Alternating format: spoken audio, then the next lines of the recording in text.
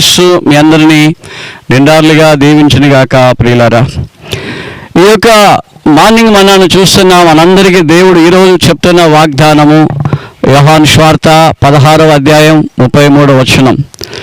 ధైర్యముగా ఉండుడి, నేను లోకమును జయించి ఉన్నాను. మీకు అనేకమైన శ్రమలు రావచ్చు, ఇబ్బందులు రావచ్చు, అనేకమైన శోధనలు రావచ్చు. ఆయన లోకాన్ని జయించాడు. యేసుక్రీస్తు వారు ప్రకృతిని జయించాడు. యేసుక్రీస్తు వారు పాపాన్ని జయించారు. యేసుక్రీస్తు వారు శాతాన్ని జయించారు. యేసుక్రీస్తు వారు రోగాన్ని జయించారు. యేసుక్రీస్తు వారు మరణాన్ని జయించారు.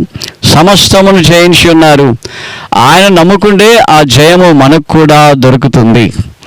ఒక దగ్గర వాక్యం ఇలాగుంటుంది, మీలో ఉన్నవాడు లోకములో ఉన్నవానికంటే గొప్పవాడు గనుక మీరు వానిని జయించితిరి. అంటే దేవుడు మనలో ఉన్నాడు కాబట్టి మనం సైతాన్ని మనం జయిస్తూ ఉన్నాం, లోకాన్ని జయిస్తూ ఉన్నాం.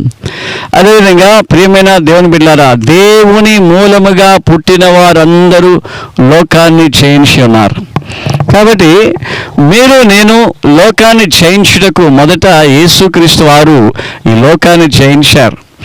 ఆయన జయించిన జయము మన కొరకు సిద్ధముగా ఉన్నది.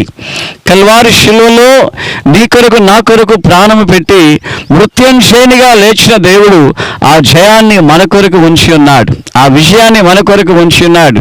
కాబట్టి మీరు గమనించండి, దేవుడు జయశీలుడై జయశాలి అయి ఆ దేవాది దేవుడు మనకు ముందు ఉన్నాడు. కాబట్టి నీకు ఏ సమస్యలో నువ్వు ఓడిపోతున్నావో, ఏ సమస్యలో నువ్వు ఓటమి పాలవుతున్నావో, ఏ సమస్యలో నీకు అపజయము గురి అవుతున్నదో ఆ అన్ని సమస్యల నుండి ప్రభు ఇది మొదలుకొని నిన్ను జయింప చేయనుగాక.